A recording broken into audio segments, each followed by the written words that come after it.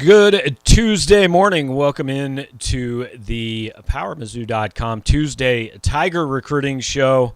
We will bring Sean Williams in just a minute on the screen. He will be approximately where you see that blue box with a picture of Brandon Barnes, who is a former Mizzou football player and staffer, but now is trying his hand in the mortgage business, and we'd like you to give Brandon a shot. He has been with us all year as the presenting sponsor on this show, helping us be able to do what we've done all year long. This is week 12 now of 6 shows a week. We're going to slow down a little bit going forward, but we will still be here with you guys on Tuesday for the next 2 or 3 weeks leading up to the early signing period. And we ask you, if you are in the market for a new mortgage, or maybe you're refinancing the one you currently have, give Brandon the first shot at earning your business. You can check him out at showmemortgage.com. You can get an online quote there. You can email him at bbarnes@usa-mortgage.com. Call him at either of the 2 phone numbers there on your screen. If you're listening on the podcast, those numbers are 573-818-2772 or 573-590-0001. I can promise that Brandon's going to do his best to get you the best rate he can. He's going to respond promptly. He will give you great customer service. Maybe don't bug him on Thursday. Maybe let him hang out with his friends and family on Thursday, as we hope you all are doing. But pretty much any other day, if you get in touch with Brandon, we feel confident telling you that he's going to give you his best effort in getting you into the best deal that he can for your mortgage. So once again, showmemortgage.com. Check out Brandon Barnes and get everything set there. As promised now, Sean Williams is on your screen. Sean, appreciate you cramming some time in here, getting everything done before Thursday and the food coma, man. Yeah, I think that's what everybody's trying to do in our industry, is get everything done before Thursday and try to hopefully nobody commits. Hey, recruits out there, don't commit on Thursday, okay? We're busy. We're trying to eat, okay? So please leave us alone. Correct. PSA, commit Tuesday, even commit Wednesday, commit Friday. That's cool. Thursday, we would appreciate it if maybe not Thursday. So, well, maybe wait till Friday afternoon. I might be hungover a little bit, on Friday morning. There you go. So, okay, Thursday morning to Friday afternoon, out of the question for Sean Williams. But, all right, speaking of commits, Missouri got one on Saturday. It went public on Sunday. 2023 tight end Brett Norfleet.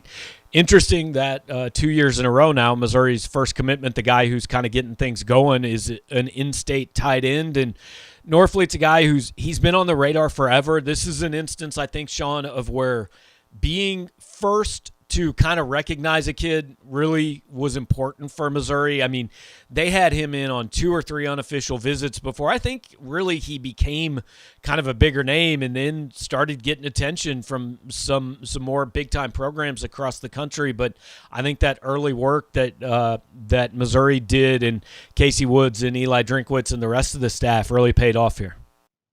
Yeah, and Norfleet's a guy that really kind of popped on the radar, when the old staff was here. We started talking about him then. But then, when Drinkwitz and his staff came here, they really kind of he was kind of one of the first guys that they kind of targeted and built relationships with. And, he's been to Missouri 6-7 times now. So, he's been to a couple games so far this season. And obviously he was at the game this past weekend and committed while he was there. So, I mean, and we talked, I talked to him recently, maybe 2 weeks ago or 3, and had a really good in-depth phone interview with him. And, he said, hey, look, I talk to Casey Woods every Tuesday on the phone, so it's like they have a scheduled time to talk, and they talk about everything. They talk about Missouri. They talk about, family, friends, all kinds of stuff, schoolwork. So, yeah, I mean, when you put that kind of effort in, where you pretty much have a set time every week where you're talking to your main recruiter and position coach, future position coach, I mean, that obviously says good things about Missouri.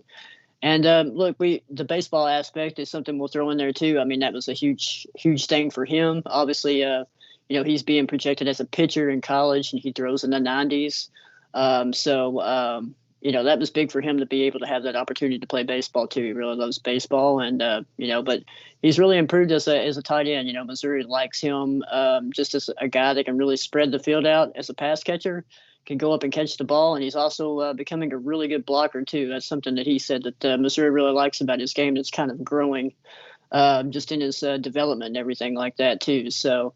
It was not a surprise, not a shock. Tennessee was really in it. Tennessee's got a really good baseball program. He visited there recently, and look, you had Notre Dame was kind of showing him a lot of interest, but Michigan just offered, so that was a really good get for Missouri to kind of land a guy like him. I mean, whenever Michigan starts coming around and offering a kid like that, I mean that shows you that he's got some really good talent.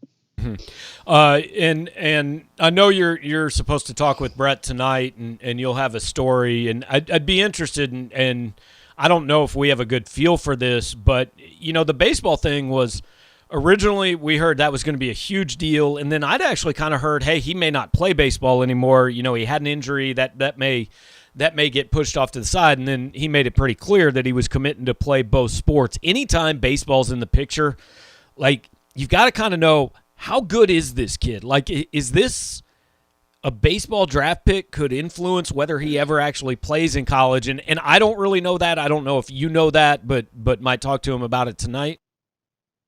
Yeah, that's a good question. I don't know where he does project. And I mean, that's something we talked about with Sam Horn too. Sam Horn really loves baseball, and he's going to play baseball this year. He did, and he said, talking to Horn, back during the summer or spring, I can't remember when I talked to him the first spring for before the Rivals camp. He said, hey, the only thing that would stop me from coming to Missouri is if I got drafted high in the draft. But I don't know where he projects in the draft, to be honest with you.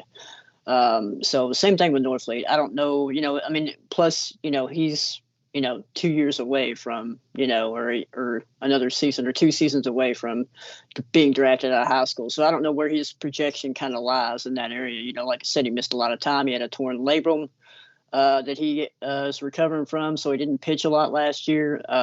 So he's kind of coming back from that. So maybe a little bit off the radar in terms of baseball, but we'll see how he kind of projects after this season and going into next season.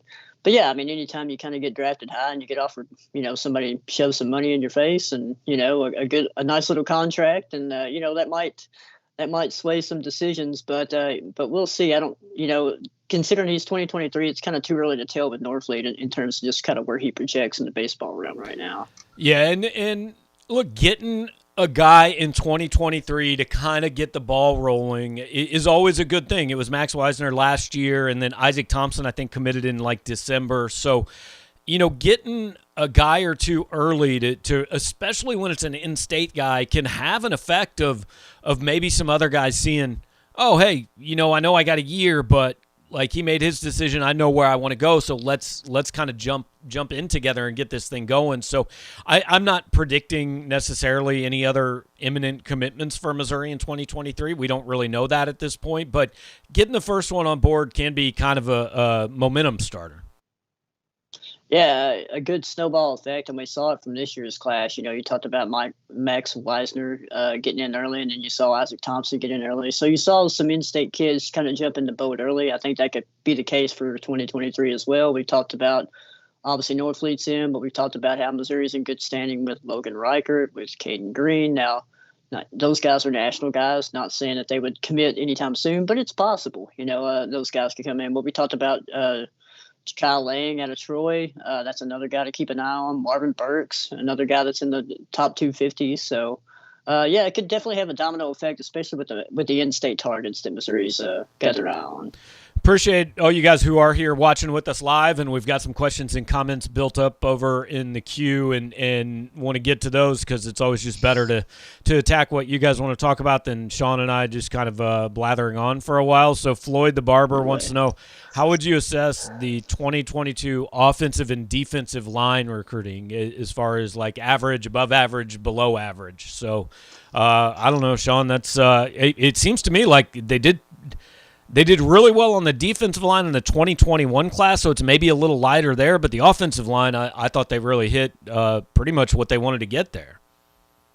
Yeah, I think I'm just going off in terms of who they wanted and who they got. I think all the people that they got in terms of the offensive line commits in this year's class is just guys that they really wanted. So yeah, I think they did really well there, just in terms of getting the guys that they really wanted that were high on their board.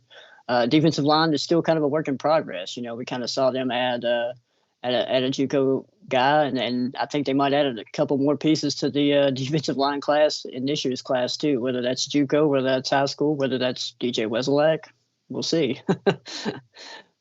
Yeah, I'm sure we'll talk about DJ here in a minute. Kyle wants to know, what positions do you think Mizzou takes transfers at? He mentions linebacker and running back. I think those are both possible. I think offensive line and defensive line are both possible there. And then it just kind of depends who pops up, right? I mean, there might be a position where you're saying, hey, we don't need somebody. But then if there's a guy that comes open that you've got some sort of connection with, that you say, oh, hang on, we just can't turn that down. Maybe there's a guy at a position that we're not thinking of right now. Yeah, I mean, the biggest thing I think of in terms of transfer needs is, interior guy on the defensive line. If you find somebody in that area that can come in and play right away, I think that's something Missouri really kind of is looking for right now in terms of that. But yeah, I mean, you never know. You've got a lot of guys that could pop up. We've talked about Antonio Doyle, transfer from Texas A&M. Missouri's shown some interest. We don't know where that stands with him right now, but there's ties there. He was obviously previously committed to Missouri, and then went on to commit to A&M. So yeah, guys like that will pop up, and obviously that Doyle kind of fills the position of need, whether that's D-line or whether he plays linebackers. So you just never know with the portal. The portal's already got names in there, but it's going to have a whole lot more names in there in about a week or so. So exactly, and a lot of these kids might want to get something done before the early signing period. And I think the other thing to remember with the portal is this isn't always true, but it's usually true. There's got to be some sort of connection. I mean, just looking and saying, hey, a 5-star transferred from Oregon, he's from New Mexico, and Missouri never recruited him, and neither did anybody else outside the Pac-12. Like, is it possible? Sure, it's possible. In a scenario where, like, maybe an assistant coach at Missouri knows one of his coaches and gets a tip or a call on him, but there's got to be some sort of logical connection. You're not just scouring the portal going, well, hey, this kid popped open, and this kid, I mean, coaches do that, but to have a realistic shot, because the truth is most of these kids that transfer already have kind of a short list of an idea of where they want to go. And behind the scenes, a lot of them have probably had somebody reach out and say, hey, if this kid does enter the portal, like, what would you think about that? Like, if this girl likes you, would you play with her on recess or not? Because she doesn't want to ask you to play on recess if you're going to say no, So it's kind of one of those situations. Let's see. Yeah, it's kind of like it's kind of like getting slipped a note if you want to go out. In grade school, you get slipped a note by a third party. Instead of do you want to go out? Yes or no? There are those conversations probably going on with some coaches and maybe some parents of players. Who knows? I mean, hey, look, I like you if you like me, but if you don't like me, don't worry. I never liked you to begin with. So yeah, just hit no and right. Just send it back. All right, St. Louis Cards fan for life asks, Sean, you might have to help me out here. Love to see the grapefruits on drink going for the win. Oh, the grape. Now I get. Now it took me a minute to see what he meant. How can possible recruits not love to see that out of a head coach? I think, look, he doesn't make the decision to go for 2 because of recruits, but I think something like that maybe makes a little bit of an impact. Who knows? Maybe pulling out a lightsaber at your press conference makes an impact too.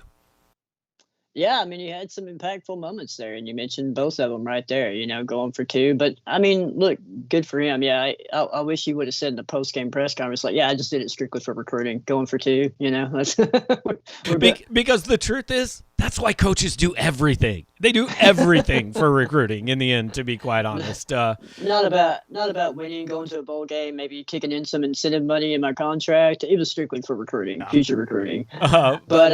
No, I'm sure, recruits do pay attention to that, being aggressive, wanting to go for the win, getting bowl eligible, and then, pulling out the troll of Dan Mullen in the post-game press conference. That's always good PR, so. And I mean, Drinkwitz said it was the recruiting department that came with him came to him with the idea. So Floyd wants to know, with Mullen being blown out of Florida, are there any recruits Drinkwitz could flip? Sean, nobody comes to my mind immediately that's on Florida's commit list that Missouri really was involved with. I mean, I don't know. Maybe they get Jadarius Perkins back. He didn't play last weekend. Maybe he could just come back in the next class. Yeah. No, nobody that I know of has popped up or mentioned Missouri or anything like that. With the Florida kids, it's always hard, just because I don't think there's a lot of ties down there with the staff. So it's really hard to get those kids out of Florida. They have before, but, we'll see. I mean, it's definitely a possibility, but so far nobody's really mentioned Missouri or anything like that that's reached out. So. Bryant Vessel wants to know any updates on the Logan Reichert front. I mean, he was – this is just status quo until he makes a decision. He was in town last weekend. Missouri's in excellent shape. Georgia's involved. I think it will be – I think one thing he could be waiting on is to see what happens with Dan Lanning this offseason, the defensive coordinator at Georgia, because I would expect that Dan Lanning gets a head coaching job somewhere. And now – that's probably not at a place that's going to get involved with Logan Reichert. But if that happens, that's the main draw to Georgia. I mean, I think we're both fairly comfortable calling Missouri the leader for Logan Reichert at this point. That doesn't mean it can't change, but I'd feel fairly comfortable saying that today. Yeah, and that might be in response to maybe a future cast I put in earlier this week. So, I mean, but that was really, regarding that future cast I put in for him, it's pretty much just a hunch. He's been to Missouri a bunch this season for games. So, obviously, he's got Missouri ties with the family. So, that was just a hunch. I think he'll end up at Missouri, but, we'll see. Yeah. Carl Washington is asking if we've heard any follow-up on Samuel and Pemba since he visited. I haven't, Sean. I'm assuming if you had talked to him, you would have probably mentioned that somewhere, but I don't know. I haven't. Yeah, I haven't talked to him yet, but I actually just got a message back from him that said he would like to do an interview, so we will try to set something up sometime this week, and hopefully we'll have an update soon. Perfect. Sean will be interviewing Samuel and Pemba on Thursday afternoon, right after he has his 6th IPA and a plate of turkey. So, if he wants to talk before I start drinking heavily, I'm good with that. On Thursday afternoon. Perfect. Jake wants to know any interest in MJ Anderson out of Minnesota. He's a defensive lineman from CBC that entered the transfer portal. Sean, I know you follow Minnesota as well as Missouri. If I remember correctly, MJ Anderson was a kid that didn't have an offer from Missouri out of high school, and a lot of people kind of wondered why. Now, it's a new coaching that was Barry Odom's staff, right, that didn't offer him? Right. So that could – the fact that it's a new coaching staff could kind of ease the, hey, why didn't you offer me 2 years ago? But it might not as well. But I haven't heard anything specific. It is kind of one of those, okay, at least there's a connection, so it does make some sense that Missouri might be interested. Yeah, nothing new or nothing that I know of in terms of Missouri interest there. I mean, obviously, he just entered the portal not too long ago, just a few days ago. But the thing about MJ Anderson is he could be a guy that could come in and be a good rotational guy for him. I mean, he's been playing a lot at Minnesota. He's been getting 20, 30 snaps a game along the defensive line. They usually are rotating like 8 guys in. So he's been getting a pretty good, decent amount of playing time up there. So he could be a guy that could come in and contribute right away. Yeah, the Magic Man asked the Wesselak question. So here's what we know about DJ Wesselak. There was a legal situation. Those charges were dropped yesterday. As we said on this show and on our message board a few weeks ago, nothing is going to happen in his recruitment until that situation was resolved. It has now been resolved. Those charges, as I was posted yesterday and was told by a source, those charges have been dropped. And so everything we're hearing is that Missouri is in excellent shape. And, you know, I can tell you guys from what I've kind of figured out over the last few weeks that Missouri did not drop the kid when the legal situation arose. Now, they weren't going to accept a commitment from him in the middle of it or anything, but they did not stop recruiting him, and they very much took the approach, let's let this thing play out before we move forward. I can't say if other programs took a different approach or not. I don't know how many of those options are still committable for DJ, but Missouri's in a good position.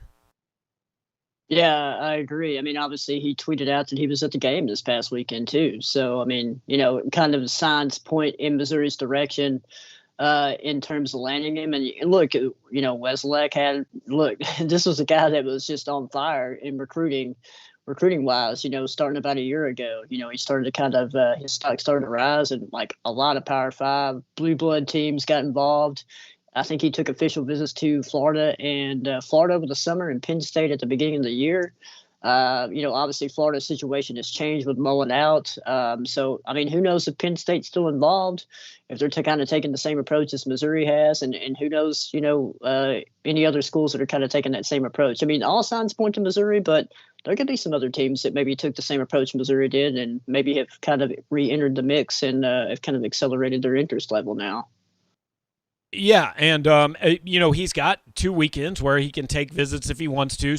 But he's been to as many games as anybody who's not committed to Missouri. I mean, there's, I know everybody got some panties in a bunch when Missouri wasn't in his top 15 or whatever back in the summer. But like we told you guys from day one, don't pay attention to that. Missouri's going to be in this thing at the end, and they are, and we'll see where it goes. Another question from Floyd says, Edrick Hill, who's a 3-star 2023 defensive lineman from North Kansas City, got an offer from Alabama. Are you surprised, and do programs tend to reach or project at defensive tackle a little bit? So let me say a couple things, and these aren't specific to Edrick Hill, and then I'll let Sean take it. First of all, I've always been told that defensive tackle is the second most difficult position to project and recruit in college football, right behind quarterback, just because of the physical nature, and you don't know necessarily how kids are going to grow and all that. So that's definitely the case with defensive linemen. And also, as far as being surprised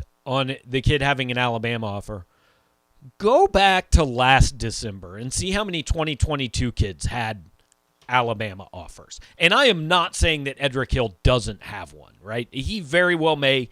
If he called Nick Saban tomorrow, maybe he could commit to Alabama. It would surprise me if that was the case, but that's possible.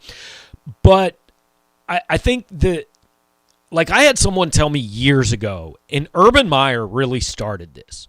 Some of these blue blood programs will offer a kid super early, right? When he doesn't have very many, like he'll legitimately be told, you have an offer from Ohio State, Oklahoma, Alabama, whatever it is. Now, the truth is, if the kid says, cool, I want to play there, the response is going to be, well, hold on, man, like we like you, but let's not make that decision quite yet, right? Because what they are setting up is they're offering 15 defensive tackles, and then in 9 months or in 10 months, when they kind of figure out how the board plays out, if 11 of those guys have gone somewhere else, then they can call back one of these original 15 kids and say, hey, man, we offered you before anybody did. We offered you a year ago. We loved you. Now, please ignore the fact we have not spoken to you in the 10 months since that happened, but remember that we offered you way back when. Like, and I'm not blaming, everybody does it. But especially these elite programs, like they will offer 200 kids a year in advance, and they're really only actively recruiting maybe 40 or 50 of them to start. But as those 40 or 50 start to go somewhere else, then they'll get to the next 40 or 50. That's how it works. But none of that is specific to Edrick Hill. And Sean, I don't know, specifically to this kid how much you know, but I've heard good things out of North Kansas City, and I've heard since the beginning of this year that a lot of people believe he is actually a better prospect than Dominique Orange at the same school. Yeah, I was going to bring that up, Gabe, and you kind of explained that eloquently and very directly. I mean, that's kind of how recruiting works. I have a way of explaining things very eloquently. That's kind of my thing. Hey, Edrick. Yeah, remember we offered you like a year ago. Hey, man, what's up? What you been up to? Yeah. but no, a lot of people, have raved about him, and I'm kind of curious to see where his recruiting process really goes. And yeah, I mean, look, Marquise Gracio had a Alabama offer, and that didn't work out, and that's how it kind of works with teams like that. They'll, just like you said, they'll offer kids early. Where he's at on the tier board, on their big board, what tier level is he? I don't know. Is he tier 1? Is he tier 2? Is he tier 3? And look, those tier 2, tier 3 guys are probably not going to get talked to as much as the tier 1 guys. So too early to tell. I mean, I know he just picked that offer up, I think, over the weekend whenever he was in town for a visit. So yeah, it's to be determined with him. But I am curious to see how many other teams get involved and where they kind of stand on his board. I think with Alabama getting involved, you're going to have a lot of other teams get involved. A lot of teams have already got involved with him, so he's going to be a pretty highly touted prospect, I believe, in the 2023 class. We've gotten a couple of questions about Mac Markway. He's a DeSmet kid who is he's actually committed to Florida. Look, I never got the impression that Missouri had much of a shot with Mac Markway. Now, with Dan Mullen moving on, does he stay committed to Florida? I don't know, but my impression was never that Missouri felt like it was in much of a position with Markway. Yeah, I know Missouri got him to visit, and he's visited Missouri before, but I think they got him to visit, right before he committed to Florida, I think. And but yeah, it's kind of curious. With Norfleet, I mean, how many tight ends do they want? They got a guy that can, catch the ball. They got a guy that can block. Obviously, Markway's, very highly touted. And if he backs off his Florida commitment, I mean, look, there's some other blue bloods that probably are going to want a guy like that. So curious, but I kind of feel the same way. I don't know if he was ever really, obviously, came and showed some interest, but where Missouri kind of stood in his recruiting process was probably pretty low, in my opinion. And I think he would rather seems like he's kind of more, more focused on going to a kind of a blue blood program. So, yeah, if he backed off his Florida commitment, there's going to be a lot of other programs that kind of reach out to him and say, hey, come in the boat. Yeah, we'll finish up with this one. Any info on the French junior college defensive tackle who visited last week? That was Samuel Mbah, I believe. Jeffrey Mbah. I don't know who Samuel Mbah. Oh, Samuel and Pemba. I'm confusing these M apostrophe names. Jeffrey Mbah. Yeah, but he actually was a JUCO teammate of Realist George, who is obviously on Missouri's roster now. The information we had last weekend was that he came to Missouri on Friday. He was going to Oklahoma for their game against Iowa State on Saturday. He's also going to visit Auburn and Oregon. Missouri is trying to get him back for an official visit before the early signing period. I don't know if that will happen. Sean, if you talk to him, though, I politely request that the interview be done exclusively in French. Well, that's going to be a problem, Gabe, because I don't know French. I took 3 years in high school. I can help you out with a few words, but not many. Well, you're a whole lot more qualified than me. I took 0 years of French in high school or college. So, yeah. But, no, I have reached out to Jeffrey. Haven't heard anything back in terms of wanting to set up an interview time or wanting to get some quotes about the visit. And really, you kind of look at him. He, he's talked to some other sites on our network, and he mentions kind of those bigger schools, per se. And I think that's kind of where his recruiting process is going to trend, honestly. And kudos to Missouri for getting him on campus. I just don't think he comes back for an official visit. But if he does, that's pretty good for Missouri just to kind of get him back for an official. But I think he's, that's kind of a recruiting process. It's kind of, they see the measurables. He's really raw still as a defensive lineman. But there's a lot of big schools that are really after him. I think that's where he's going to kind of gravitate to in his recruiting process. All right, well, that wraps the questions, and we've gone about 30 minutes, which is what we were anticipating here this morning. Right. Appreciate all of you guys watching. Sean, thanks for taking some time, man, and hopefully anything that happens for your sake happens in the next 36 hours. That's right. I hope so, but it probably won't. So, hey, that's the life of a recruiting editor at PowerMizzou.com. All right, buddy. Have a good Thanksgiving. We'll talk to you later on. All right, man. All right, that is Sean Williams, as mentioned, our recruiting editor there here at Power Mizzou. And again, if anything does happen this week, which is always possible, hey, we'll be on it. Whether that's today, Thursday, whatever, we'll cover it. We hope it's not Thursday, but it is what it is, man. There are no hours. So appreciate you guys hanging out here with us on Tuesday morning. Just tomorrow, Mitchell Forty and I will have the 573 report. We're doing that live as normal on Wednesday. It'll be, I think we're doing it around 11 a.m. So that we can kind of start our Thanksgiving break on Wednesday afternoon. But we'll get that done a little bit before lunchtime tomorrow. Hope you guys join us then. If you're here live with us, hit the like button, subscribe to the channel. Again, if you're listening on the podcast, just give us a nice review and say good things there. Share what we're doing. We'll have the show live tomorrow. Thursday, we will have an opponent preview show, but that is actually already pre-recorded. We'll air it on Thursday. You'll be able to see it on Power Mizzou, on our YouTube channel, whatever, but that is, in all honesty, previously done. We'll be back Friday for Mizzou, Arkansas pregame at 1:30. Sorry, at 1 o'clock, postgame after that, and then basketball Friday night. So thanks to all you guys for hanging out here with us every week, and we will continue this recruiting show leading up to the early signing period. That is, I believe, 3 weeks from tomorrow it opens up. I have to double-check my calendar, but I think that's accurate. 3 weeks from tomorrow will be the start of the signing period. So the next 3 Tuesdays, Sean and I will still be here. I'm trying to maybe get Clint Cosgrove, our national Midwest analyst, on the show one of these times to talk about Eli Drinkwitz and the class he's putting together. So we'll be here with you guys through the early signing period at least, and TBD going forward after that. One more shout out to Brandon Barnes, who has been with us all year long as the sponsor of this Tuesday show. Brandon is over at USA Mortgage, and his contact information is there on the blue box to my left, showmemortgage.com. You can get an online quote. If you'd rather email, it's bbarnes@usa-mortgage.com. You can give him a call at 573-818-2772 or 573-590-0001. Just give Brandon the first shot at your business. He's got competitive rates. He's got great customer service, and really a guy that is going to take care of you if you're looking for a refinance, new mortgage, anything like that. So give Brandon a shout. Tell him you heard about it on Power Mizzou or here on this show.